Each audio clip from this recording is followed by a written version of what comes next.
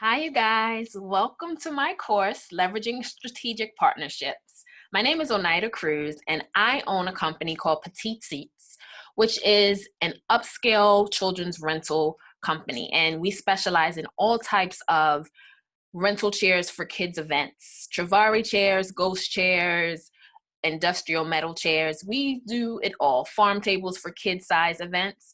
And I began Petite Seats in 2014. So this is year 6 for the business. And I have steadily grown since then. So we started with 30 chairs, and now we have over 16 different types of chairs and 6 or 7 different types of tables. So we have scaled in the 6 years that we've been in business. And I have used my platform of Petite Seats, not only to just rent kids parties and chairs, but also to teach about the things that I've learned in business during my tenure as an entrepreneur. So this is my second business.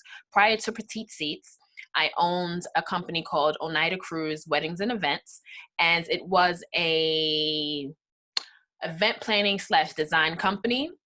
And when I tell you I made so many mistakes, financial mistakes, that just did not allow me to continue the business as it was. And so with all of the information that I learned and knowledge that I gained from not doing so well with that first business, I put it into Petite Seats to brand it, to market it, to be a dynamic company.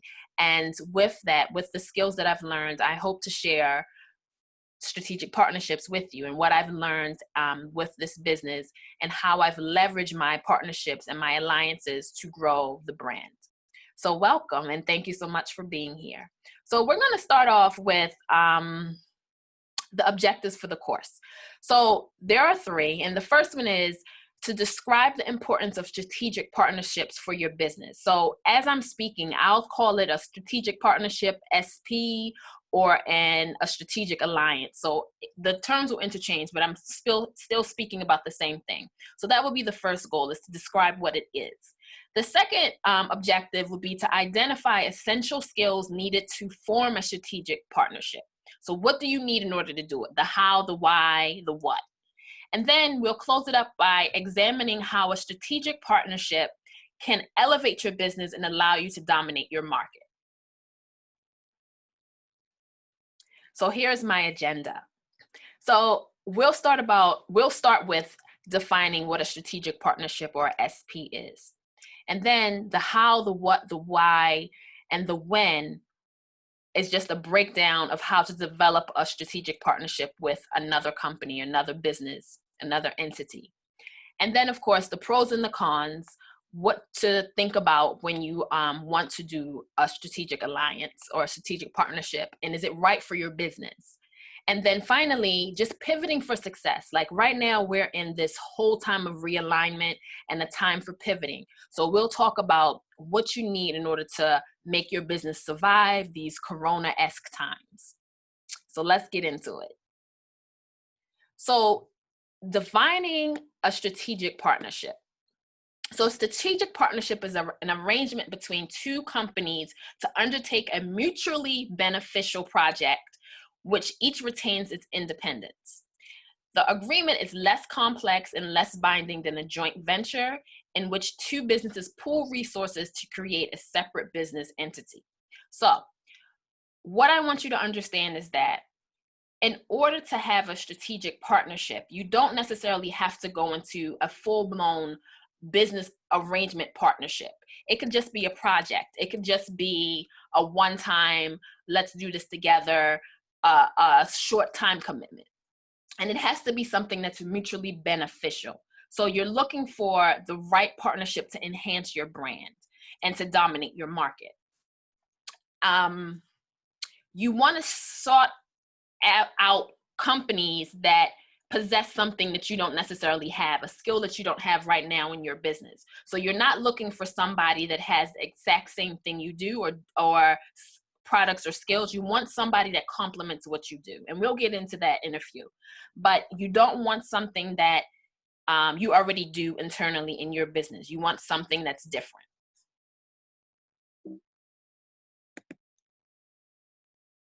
Let me move my little thing over here. So the how. So you first want to define your business vision and strategy. Now that's something that you should already have. You should have what the mission of your business is, what you're looking to accomplish in the coming months and years for your business, and have that strategy down pat. Now we're talking about marketing strategies, we're talking about a partnership strategy, we're talking about all the things that you know you need to do in order to grow your business. And then you want to be able to evaluate and select other businesses or other partners based on this synergy. This how do we describe synergy? So it's like this feeling you get when you know things are working, and it's almost like a symbiotic relationship. You guys feed off of each other. The energy is positive, the energy is good, and you are able to share knowledge and work well together. And that is key to any kind of arrangement, any kind of a partnership. And then you want to be able to develop a working relationship with this person. It's one thing to see each other and network and be, la-di-da, but you want to know that you guys are able to work together. And then finally, you want to be able to negotiate and design a formal agreement. And this agreement has to have an exit clause. So oftentimes we go into things and we're not thinking about what happens if things go left. But you always want to think about what's the exit strategy. This is in business, this is in life. It's just something you want to do, take precautions. It's almost like your insurance. So with this exit strategy, this exit agreement, you want to be able to sit down with this partner and talk about upfront together what you need to do in order to dissolve the relationship if things have to dissolve. And then also brainstorm the best and the worst case scenarios that could possibly happen, because you don't want to have any surprises or you don't want to have any animosity. You want to think about everything that can go wrong, write it down, and discuss it.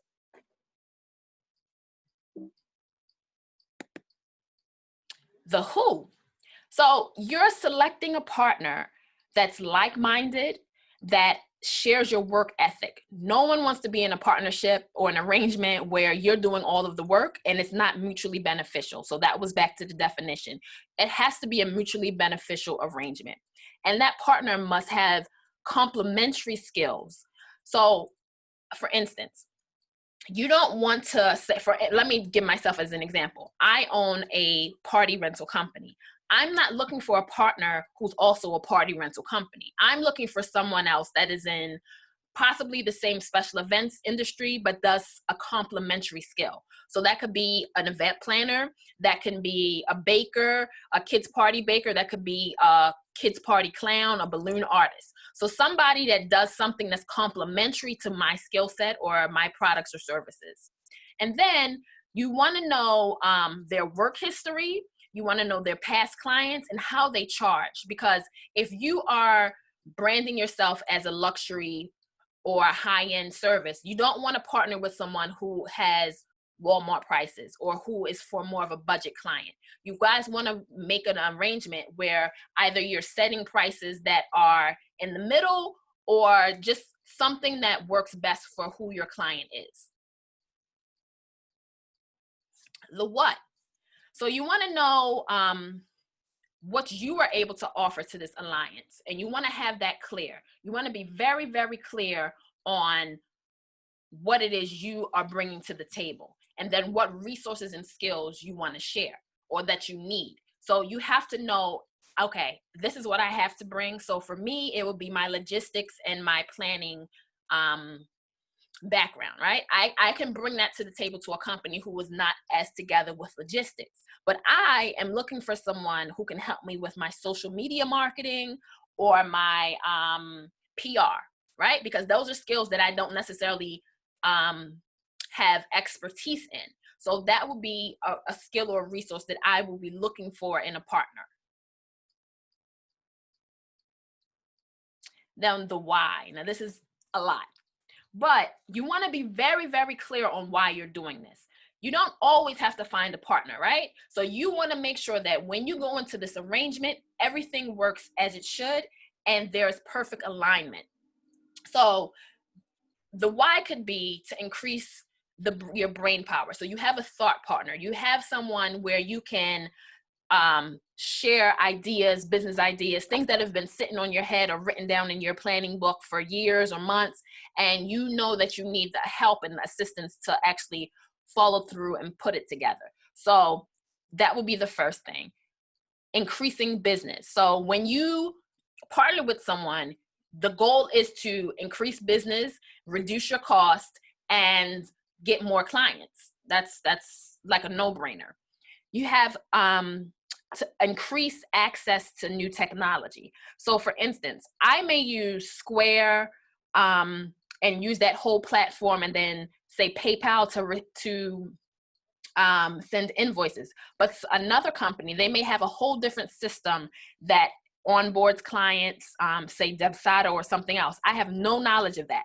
So different, the partnership should be able to bring together and merge all of the resources that each partner brings to the table and have access to that. So you're gaining knowledge. And then of course, you're able to increase your bandwidth. You're able to take bigger projects. I know for myself, it's my husband and I in the business. So if I get an event that is over the top big, I then have to look for partners to help me facilitate that.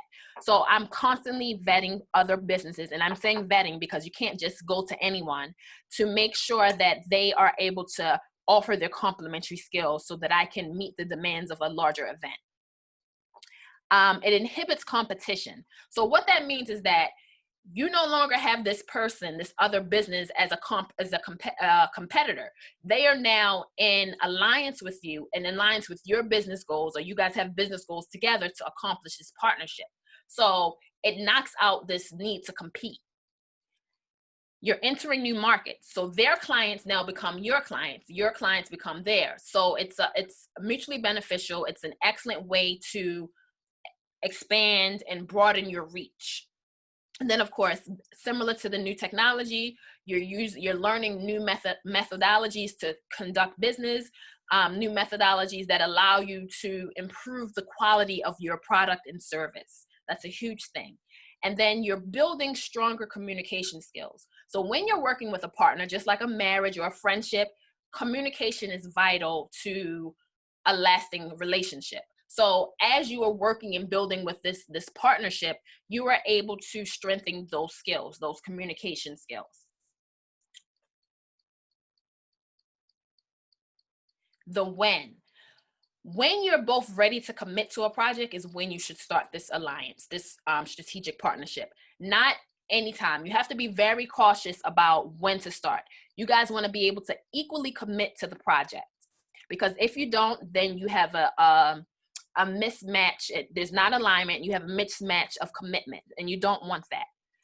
And then of course, after you're doing the market research, so you want to know that whoever you're partnering with is exactly what you need in order to move your business into a different direction. So you have to learn who their ideal client is. You have to learn who their target market is. So those are all things you have to research as the business owner prior to making this alliance. And then of course, as I mentioned before, you want to have that, this is all after you have this formal agreement that includes the systems to monitor your performance. Because it's not enough just to say, okay, I'm going into business, or I'm doing this project with this person or this business. You also have to set timelines and then checkpoints to monitor progress and performance, and be very transparent on doing that. All right, so then the pros and cons.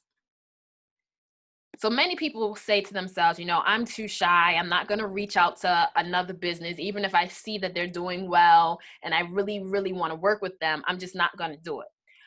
What I want you guys to consider are these pros and cons. So let's start with the pros. So the pros are this other person or this partner can contribute to capital. So they can bring money to the table to help the partnership that you would not have to put in altogether. It could be a 50-50, a 80-20, a 70-30, however you create it, it's less money you have to put out on the front end, if it is a financial commitment. And then you have built-in support systems and you share responsibility. So that's a plus. generate ideas and have more creativity because two heads are better than one. And then finally, you have access to a wider range of skills. Now, let's talk about the cons.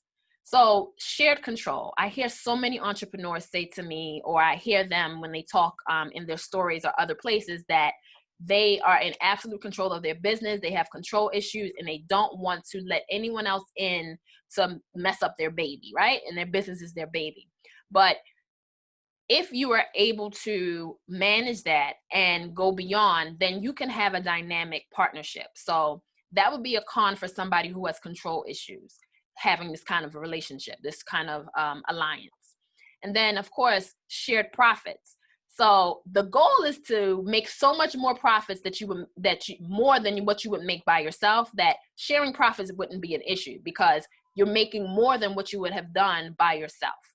And then, of course, you have to compromise. So when you're at the table, when you're talking about your project, you're not only listening to what you want to do or what is best for you, you also have to compromise and listen to what the other person on the other side of the table has to say. You have joint liability, so that can be a con. And then, of course, there's always potential for conflict when you're working with others.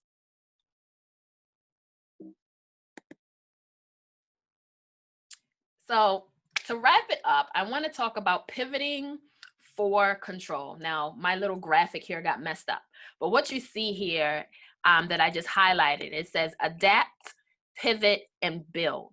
So that is what we are trying to talk about. You want to be able to adapt to this whole new norm post-COVID-19 quarantine. You want to be able to pivot while we are in this or coming out of it because states are opening up, and you want to be able to build. And in order to do that, you may need to align yourself with someone or another business so that you are able to come out of this on top. So you have to have a strategic plan for your business. Otherwise, you're working, you're planning, you are trying to build on quicksand. So you want to have a solid foundation and you want to have that written out and worked out. If you see here in the back, this right here is my strategic plan for 2020. Now, of course, Q2 looks a hot mess, and that's where we're in now because of COVID, but still, I have the plan there and I'm working the plan. I've pivoted, so it's a whole lot of red marks on here, but I have it written down. So I know what needs to happen and what I want to see and what I'm trying to accomplish. Partnering is always about value. So you don't want to just go into a partnership all willy-nilly. You want to make sure that whoever you are partnering with, it's an exchange of value. And you are trying to figure out a way to dominate your market. So that is one of the reasons why a partnership is something that you should consider, because it allows you to dominate your market without having to take the ownership or the responsibilities 100%. So you're working as a team with someone else who should be on your level or higher. And it allows you to go further faster. So you want to have this momentum in business, especially during this time, that allows you to just reach beyond and not slow down. And then again, what I spoke about before, we're facing this moment of realignment, and you guys have to figure out, I'm doing it myself, what it is you need to do as a business owner to ensure the survival of your business, to fortify your business for survival.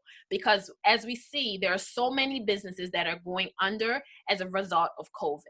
So you want to be able to create an alliance with another company for a project, for a service, whatever it is, that allows you to pivot and allows you to gain control of a situation that we don't really have much control in. So those are all things you have to consider. And again, this is a partnership that's reciprocal, meaning there's reciprocity back and forth. What you're giving, you're also receiving.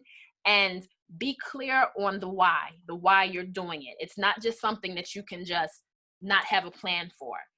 And it's about a broader level of connection, a broader level of connecting with the market that you want to reach, or you are reaching. You trying to propel your business to the next level. And in order to do that, you have to make sure that you are partnering with someone, or even if you're doing it yourself, you want to make sure that you have that plan, that strategic plan in place, and that you are doing only things that enhance your brand and build brand awareness and build marketing awareness. Now, that is my spiel. One last thing I didn't mention.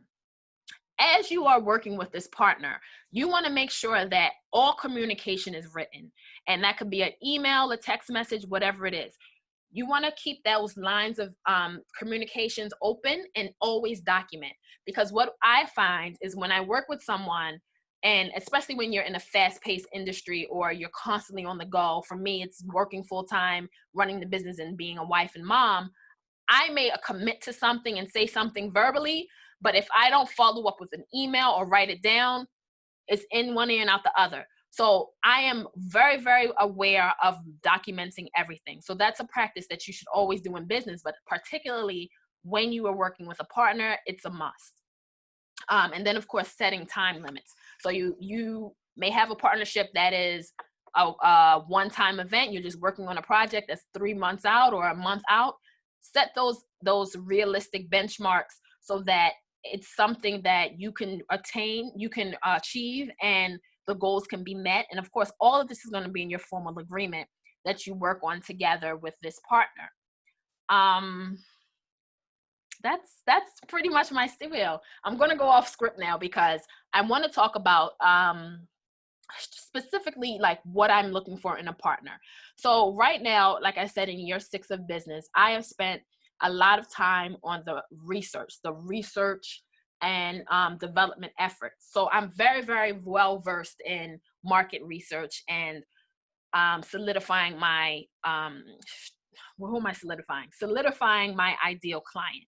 I've written an ebook, and that was the basis for the ebook, is to share how I have created this brand. Where's my ebook? I had it somewhere over here.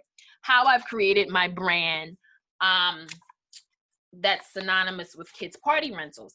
And I talk about my Instagram analysis and different kind of analyses that I've done in business, and how I hired an intern to do specific marketing just on the social media.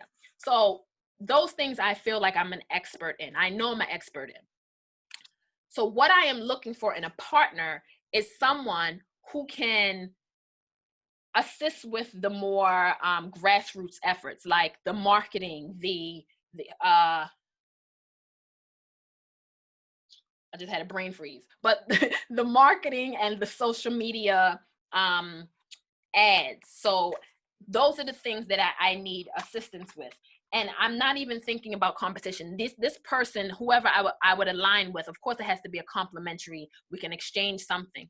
But I am always vetting and always looking for someone that can elevate my brand and allow me to be in front of markets of my ideal client.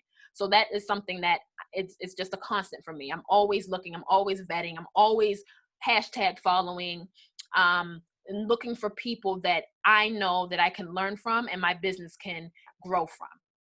So those are things to consider as you are trying to leverage strategic partnerships. So with Petite Seats, my partnerships have focused mainly on mom influencers, and in exchange for exposure, of course, in exchange for, so I would comp my rentals in exchange for a partnership, or even in exchange for exposure, a mention. But it's not so simple. It's not even just a mention. It's a mention on top of professional pictures and videos. Like, I need something tangible that I can use on my website, on my social media, and I'm not looking for one-time partnerships. I'm looking for ongoing, extended a relationship, because I want it to be something that's not just a one and go, because I feel like people who are looking understand, oh, that was just a one-time thing. I want it to be something that has longevity, something that allows me to grow together with someone else. So as I'm looking at influencers and things like that, that is what I'm looking for, because in order to dominate in my market, this influencer has to be a part of my ideal client. And if I know that they are, then I want it to be an ongoing relationship. Every holiday, every birthday, I want my stuff in front of their audience. So that is something that I have done very well. As as far as working with other like brands and businesses, that's something that I'm working on. I'm actually taking a course. I actually won a grant that I'm taking a course on just that. So the next 2 months, starting next Saturday, I will be learning how to leverage that part of business and making those strategic alliances with brands and influencers that are not just social media influencers, but people who actually are have a larger audience that outside of social media. So those are things that I'm thinking about. I am working on, and I am leveraging the business coaching. So this is my first time actually having a business coach, and I'm looking forward to it. So I encourage everyone to just continuously look for ways and avenues that allow you to again make that broader connection with other business people and allows you to propel your business to the next level. So thank you so much for participating. Um, because this is pre-recorded, if you have questions, I'm probably typing away and I will answer. And I look forward to seeing you in the networking and also in the business panel. Have a good day.